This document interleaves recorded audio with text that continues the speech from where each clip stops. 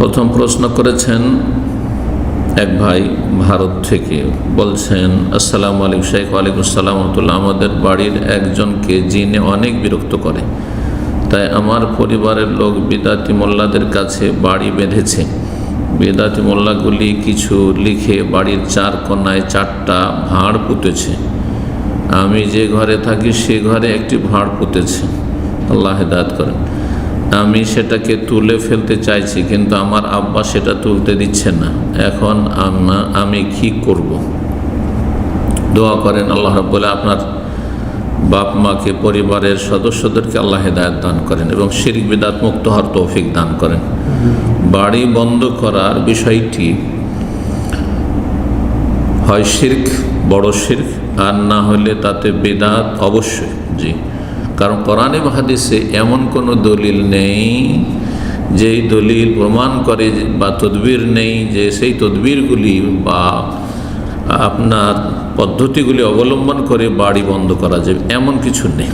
জি হ্যাঁ, নিজেকে সুরক্ষিত রাখা আর নিজের বাড়িঘর ধন সম্পদকে সুরক্ষিত রাখা, ছেলে মেয়েদেরকে সুরক্ষিত রাখার জন্য ইস্তিআজা, আল্লাহর আশ্রয় কামনা করা, আল্লাহর নিকট আশ্রয় কামনা করা জিন, মানুষ, সমস্ত রকমের অনিষ্টকারীর অনিষ্ট থেকে, এটা প্রমাণিত।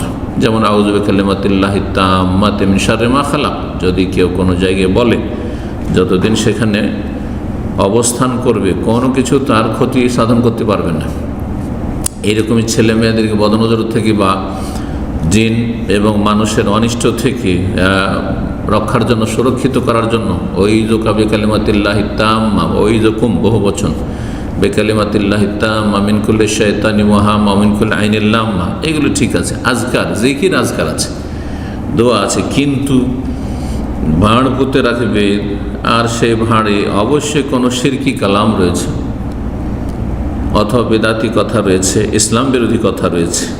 এইসব পদ্ধতির কোনো অস্তিত্ব ইসলামে নেই। সুতরাং এইসব শিরক, এইসব বিদআত যথাসাধ্য বাপ মাকে, যারা এখন মালিক বাড়ির, তাদেরকে বোঝাবার চেষ্টা করবেন।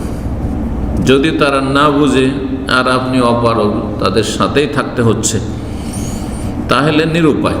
সেই ক্ষেত্রে সবর করবেন, আল্লাহর কাছে দোয়া করবেন, নিজের জন্য দোয়া করবেন আল্লাহ তাদের অনিষ্ট থেকে রক্ষা করুন, তাদের জন্য দোয়া করবেন আল্লাহ তাদেরকে হেদায়েত দান করুন এবং সহি বুঝ দান করুন, তৌহিদ সুন্নতের জ্ঞান দান করুন।